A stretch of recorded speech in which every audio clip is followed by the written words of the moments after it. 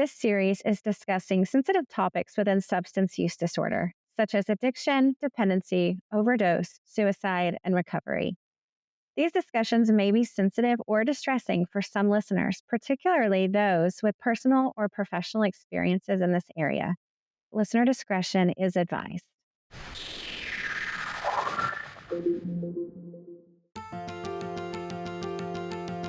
Get ready to listen, learn, and earn CE hours.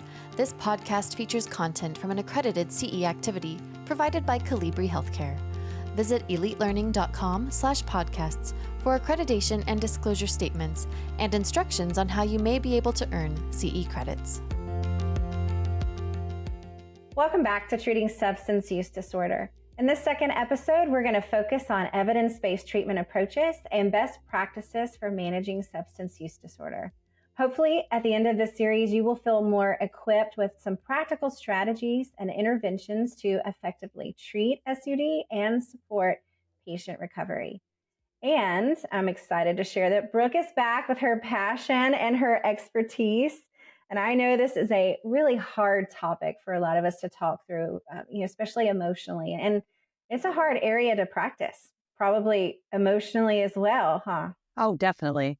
But I think you have to be realistic about that in this work and really ensure that you're taking care of you, because if you have nothing to give, you can't help. Absolutely. Yeah. And I just want to commend you for taking the time to, share your passion and share your expertise, because I also know this is an area where we need more practitioners who have that same passion and compassion and encouragement and expertise that I see in you every time that you take time to just share and to teach. And I just want to commend you for what you do. Thank you. I have to tell you that in all honesty, it is extremely rewarding work. So people think there are two schools when I tell them what I do usually. And one is, oh my gosh, that must be so hard to not get burnt out. But then there's also always a group that says, oh, that would be amazing. Like, you're always just seeing people fighting hard to get better. And that's very motivating. And I specifically work mostly with parenting women and pregnant or parenting women. And it is really, they fight so hard. I mean, they want to care for their children. They want to be mothers, the ones I'm caring for. And they really fight hard to do best and to break that cycle. And there's also, I'm sure you see this a lot too, just that negative stigma around this area as well, and how just disheartening it can be, and Absolutely. And how that affects your patients. Oh, definitely. And I think that stigma is one of the worst aspects of their care that they run into. I mean, I frequently get told by clients, if that person's going to treat me like I'm actively using, then why not just do it? And right. Like, if they're going to be that cruel to me and I have to deal with that, why be sober? What's the point of this? And that's very disheartening. And you see it a lot in the medical community. And so it's lovely when you meet, I work with a cardiologist who is the kindest, most compassionate woman and treats these patients with so much dignity. And, she doesn't say things like, well, we don't want to give you a heart valve for your endocarditis because you're just going to relapse and we'll have to do it again. She would never talk like that. And she doesn't think like that. And that's really critical in the care of these clients, because I meet other providers. I mean, I had a physician tell me once, we shouldn't treat Hep C in these clients because they're just going to reinfect themselves anyway. And that's a horrifying mindset. We got to change that. And so we're working towards it and we're getting better. But, we got to keep working and being actively aware of those things. One of the things I think about a lot is the first time I learned when we're talking about like a drug screen for a client with a substance use disorder, we should not call the drug screen clean or dirty. We should refer to it as positive or negative for substances. And because calling someone's urine clean or dirty is immediately labeling them and themselves and their body. And so when you say the drug screen was positive for substances, it's very different than saying it was dirty. And so we know better, we can do better. That's one simple stigma-free language change that is very obtainable. And communication, we've really been emphasizing how we communicate patient-first language. Yes. Because it doesn't just affect care for those who are struggling with substance use disorder. It really affects care just across the spectrum, even gender, even race. So we see this in so many areas of healthcare today. we really have to do better with how we talk to our patients.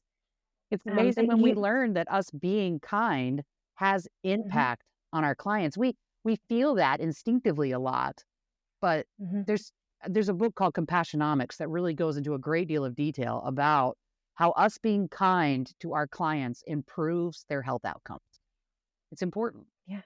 Yeah. It does. It makes them feel safe. It builds that patient provider relationship trust. Yeah. Really builds up the trust in that relationship. And that's so important because you want them to keep coming back. Right. You want them to do better. Yes. You want them to make better choices. Right. You want them to learn. Right. And if we're not paying attention, I think that's kind of one of the first strategies that you should have as a provider in healthcare is how we treat our patients is going to affect their success, a lot of it. It is. And if you can't find compassion, then maybe it's time for you to take a break. I mean, if you have gotten to the point where you don't feel compassionate towards your patients, you need to reevaluate that. Because is that how you'd want your mom, your sister, your loved one to be treated by a provider who doesn't care about them? I mean, it makes a huge impact. And so we have to take that very seriously. It's really important. It's not a negative, and it's good for us. And we build up more, we feel more compassionate when we give compassion. We think we have to hang on to it as this finite resource that if I give away all my compassion, I won't have any left for me. And that's not how this works. If you give compassion, you feel better about it. And so it's, sometimes just in the wrong situation, but it's really important that we give compassion to the people we care for. We all have bad days. Yes. We all make negative choices. Yes. Some just have more consequences than others. Right. And we're all human, and we just need to be there to help each other. Absolutely. So going back to substance use disorder and other practical strategies besides communication, what are some of the current evidence-based treatment options for substance use disorder? And if you want to get into some of those specifics, you can, because there's so many that are potentials for, but we also know that alcohol is a big one, fentanyl is a big one. Right. Absolutely. Methamphetamine is a big one. Yes. And those outcomes are so significant. And so, one of the things I always bring up when we talk about care is that every care model we talk about should be individualized to the clients we serve. As medical providers, we are here to be of service to our clients. They are not here to be obedient to us. They are not here to do everything we tell them to do because I told you to. We are here to be of service to them. And they can decline any recommendation we make to them because they know them better than we know them. Very true. And so when I tell a client something and I can see by their eyes they're not buying in with what I said, I say, you don't have to do anything I tell you to. You're the boss of you. These are my recommendations. These are what I've seen work in the past. Do any of those sound right for you? And we have to listen to them say, no, that's not right for me. Okay. And sometimes I'll end up in a situation where they tell me no to every single thing I recommended. And I'll say, okay, those are the ones I have to offer. Is there something else that you want to do? What do you think? I'll hear a lot of clients right now bring up psychedelic therapy. There's a lot of research coming out about that. There's some great outcomes coming out of that. It's not legal in the state I live in. So it's not an option, right? So they'll say well, they could just have psychedelic therapy. I'm like, yeah, but you can't in this state. And so that one's not an option right now. Maybe someday, but right now, no. We really talk a lot about that integrated model of care, that co-occurring moment of care. Ideally, patients are dealing with what I call a one-stop shop, where they come in for treatment and they are going to one location where they have a therapist, a medical provider, a case manager, and a peer recovery coach. And those people are used to working together and they are used to communicating with each other. And the client gets those full wraparound services all at the same time. They're not going to 4 different places for those services. And sometimes they have to. And that's okay. But in an ideal world, you have a one-stop shop for these clients, a one place. And we'll hear a lot of people talk about, well, what about telehealth? Telehealth is great if you have a working cell phone, a private place to do your phone call, and you can keep an appointment. Like going in at a certain time is going to make sense for you. That's not the reality of where some of these clients are. And so, Right. sometimes coming in person is a much better option for them. But then we need to be realistic about, okay, if they're coming in person and they have no transportation, how can we teach them to utilize transportation in order to be able to get here? So we got to be Right. realistic about those barriers. It's super important that we are focusing on trauma-informed care. Many people who struggle with substance use disorders, especially severe substance use, have a strong history of trauma in their past. We need to be really cautious with that. For people who have trauma histories, it's very stressful to have to go to new doctors, new offices, new locations. It's very stressful for them to have to retell their story to a new therapist to try to change these programs. You graduated this program, now you're going to this program.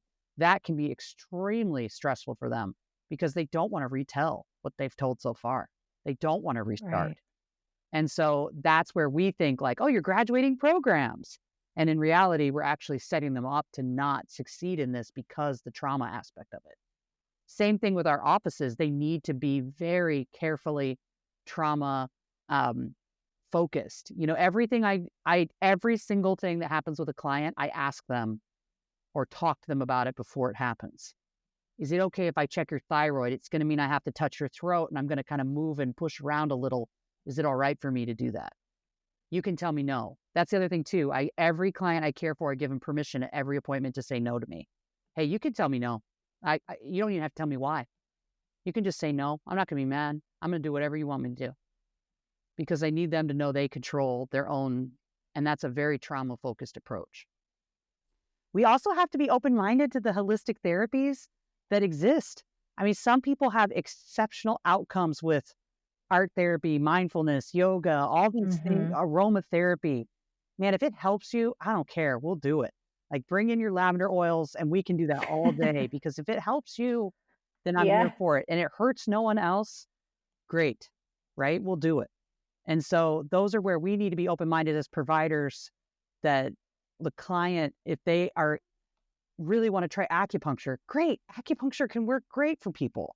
And so we need to be open-minded that our way is, again, not the only way.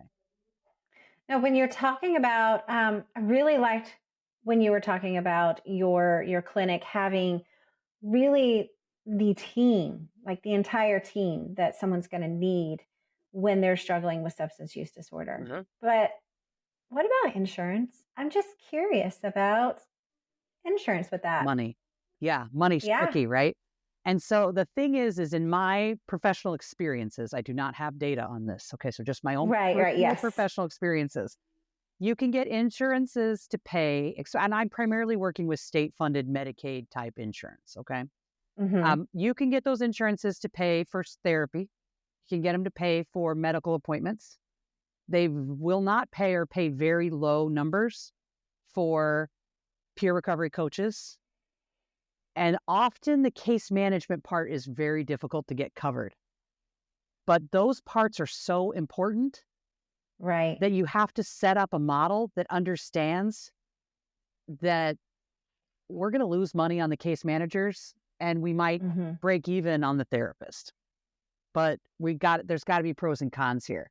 And really focused on, is the goal to make as much money as possible, or is the goal to break even? We got to pay everybody. We got to keep the lights on, right? But break even with the understanding that we're not going to be able to bill for some of these services that are necessary. And insurance keeps getting better and better at understanding that you've got to do more than just give somebody a pill.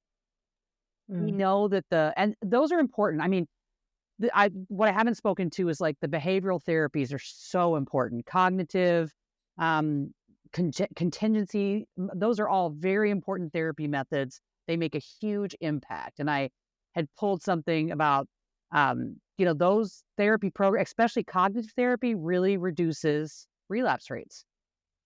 From Beck Institute, 2021, I pulled some data.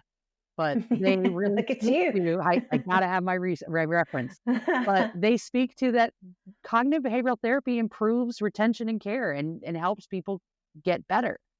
But, we have, of course, there's 12-step programs that can be huge impacts for people.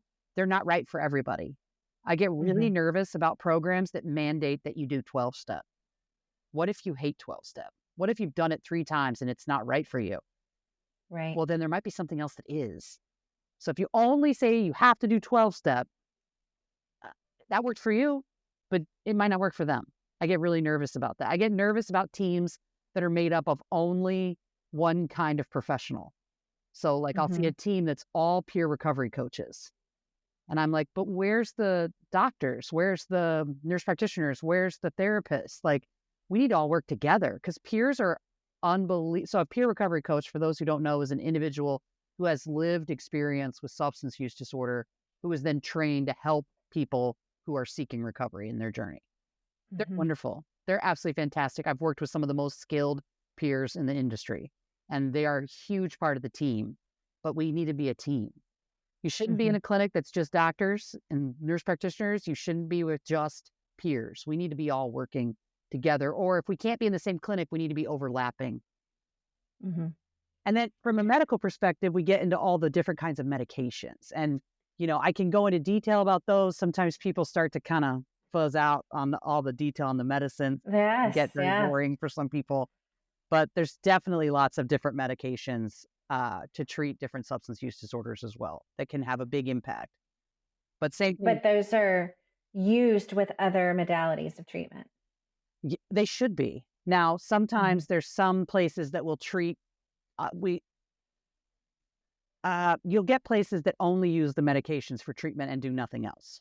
They give these medications, and that's a start. I always think of that as it's better than not getting any care at all. Patients who are getting, like, for example, Suboxone, buprenorphine, they're more likely to survive their substance use disorder if they have that medication. But I always say if they want to thrive, not just survive, then we need other modalities to be part of this, not just the medications. What I tend to see is you're seeing more and more of these methadone clinics that are kind of popping up just in random neighborhoods.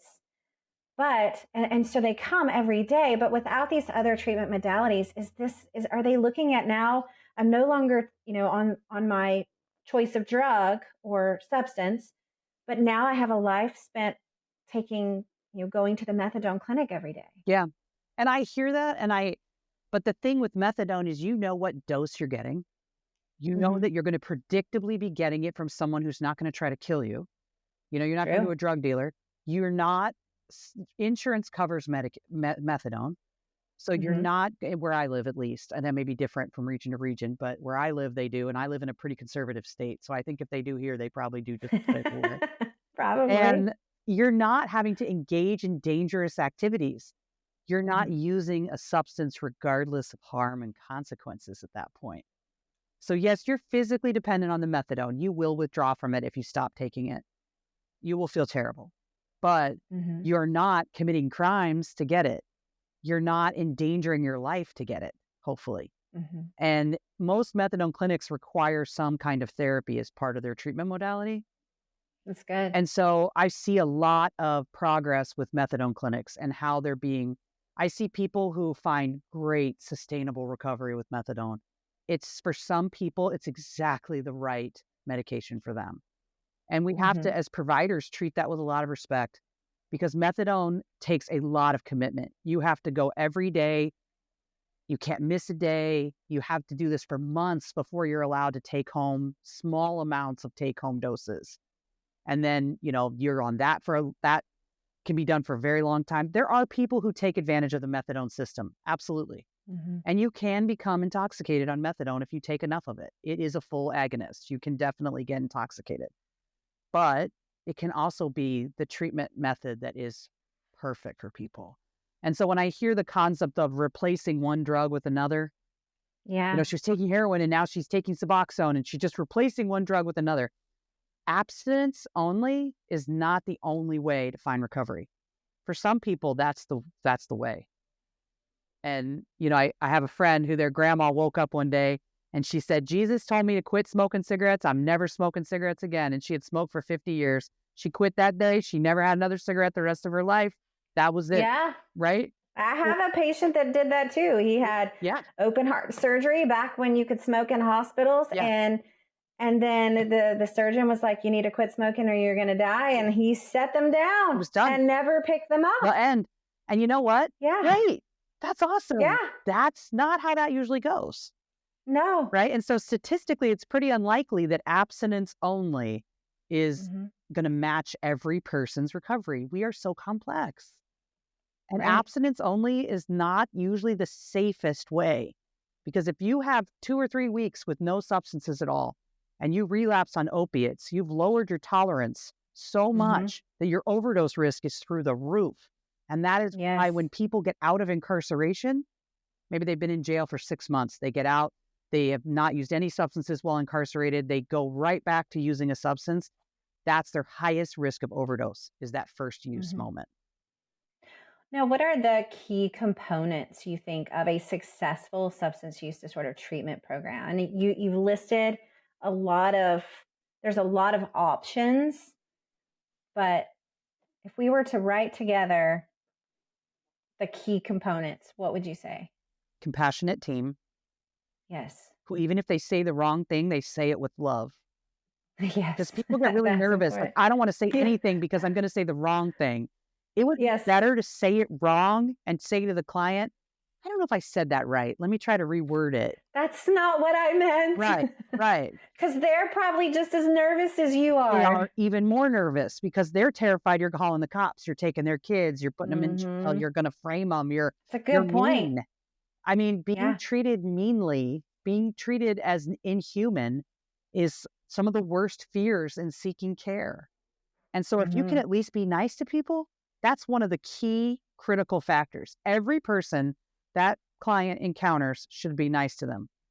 The front desk, the nurse that puts them in the room, the doctor that sees them, the therapy staff, everybody should be nice to them first. The concept of unconditional positive regard is so important. And that is simply, we believe that all people are doing the best they can. And that is just that optimistic outlook that changes people's outcomes in the long term. Believing that they're doing, you know what, she relapsed, but I'm not mad at her. I'm not going to punish her for it. The worst thing I could do is kick her out of my program. How's she going to get better if I've kicked her out? Her chance of death just went through the roof if I get rid of her. You know? And so we don't just get rid of people for being imperfect. You say, okay, you messed up, but you came in here. That's a good step. That shows that you are seeking help. Let's figure this out, you know? And so that support, that protection, that you need someone to help you learn how to build your resilience when you're seeking recovery. I was thinking coping skills. Like when you were talking about the behavioral therapies, especially so cognitive behavioral therapy, and then you also bring in the trauma piece. It seems like we need to help them learn how to cope. And to be stress resistant. And a lot of people don't think about that, but like the world is stressful. Family is stressful. Kids are stressful. Work is stressful. There is stress everywhere, positive stress and negative stress. And so we also need to teach them how to be resilient to stress. And that resiliency is one of the big factors we talk about, is that your resiliency has to build and it takes time. Like we talk about it being a fortress. And you like started with just like a log cabin and we're standing around you with an army protecting you, right? And then you built a wall around your log cabin, so we only needed a couple soldiers to protect you. And then you just keep getting better until you've built a castle of resilience. So that on the day that you cannot believe that you just got a note from the teacher saying your kid needs a cloud costume by tomorrow, your boss changed your work hours, your car has a flat tire, and your significant other's driving you crazy, and there's no food in the fridge, because you know somebody ate everything that was supposed to be for dinner. Like those and it's your job to go to the grocery store. And you're just like, I am exhausted. I just worked 12 hours. Like, and you're just having a bad day. You don't let substance use disorder say to you, hey, you've been sober for 5 years. You can have just one little vacation from your life right now. Use a little bit of heroin. It's no big deal. You can handle it now. And it starts slowly in your mind telling you, you can just, it's okay. You can handle it now. And you have to keep really diligently saying, I'm not listening to that voice. I'm not doing what it said.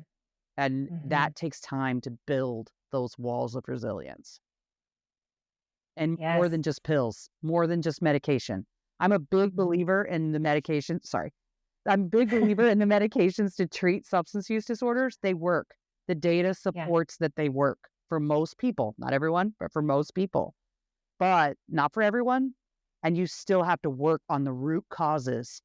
You don't always have to turn and face your trauma full head on, but you have to work on the why, what is with my repetitive behaviors?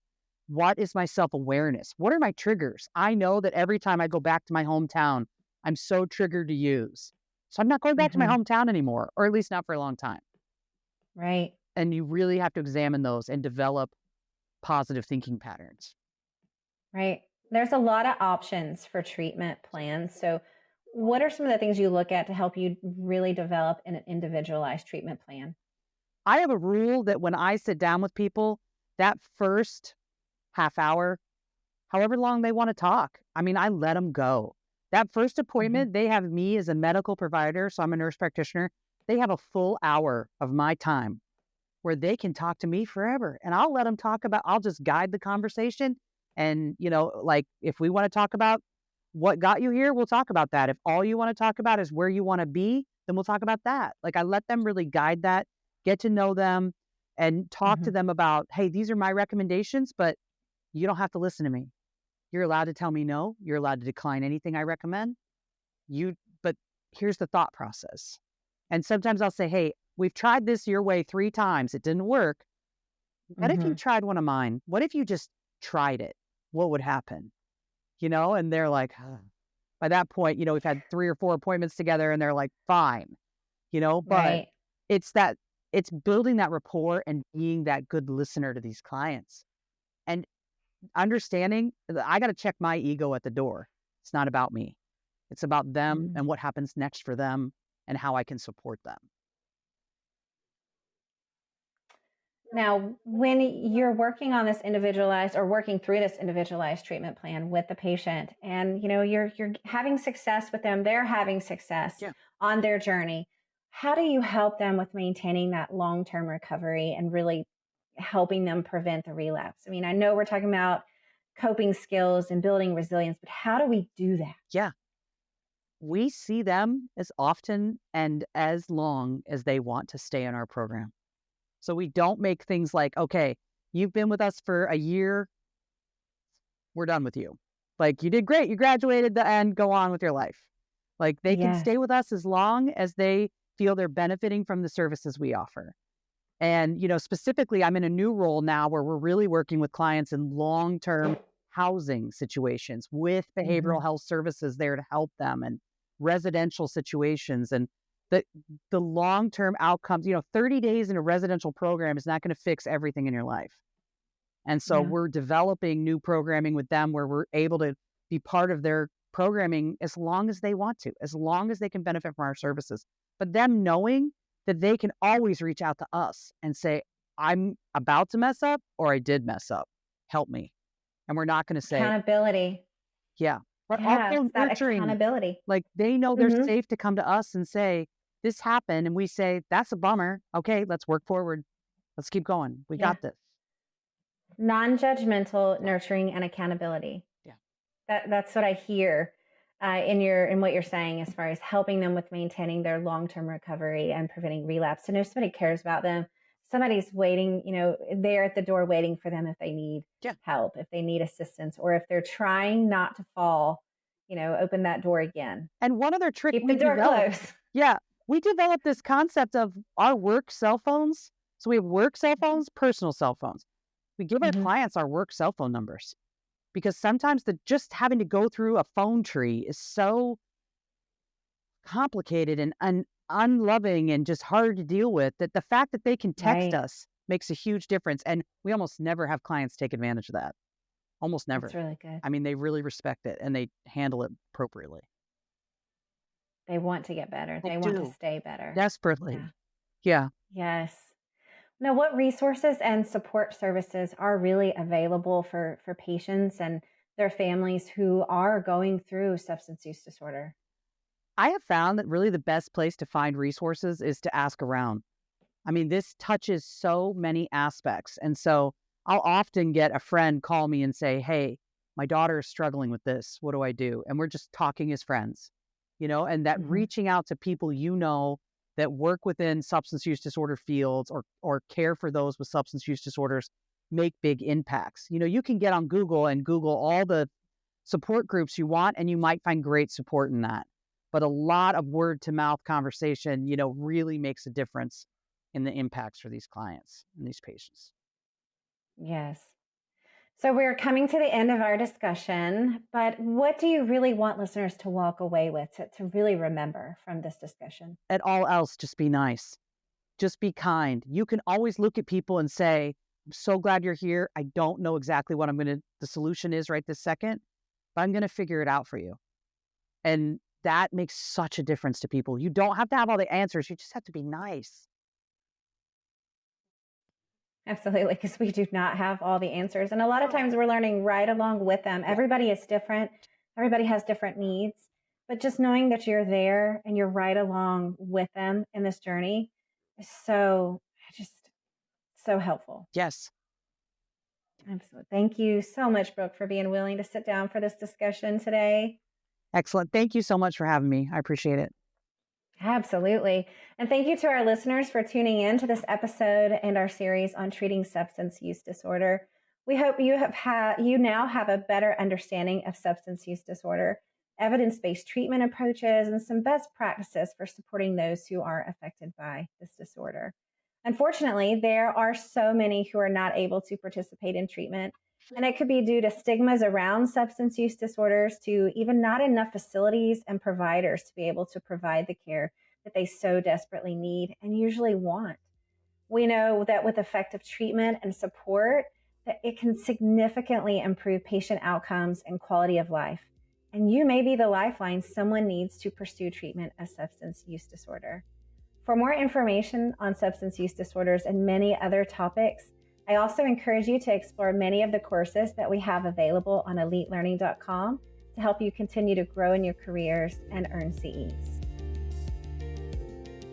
This podcast featured content from an accredited CE activity provided by Calibri Healthcare. Visit elitelearning.com/podcasts for accreditation and disclosure statements and instructions on how you may be able to earn CE credits. Take your learning to the next level by subscribing to more podcasts on compelling healthcare topics.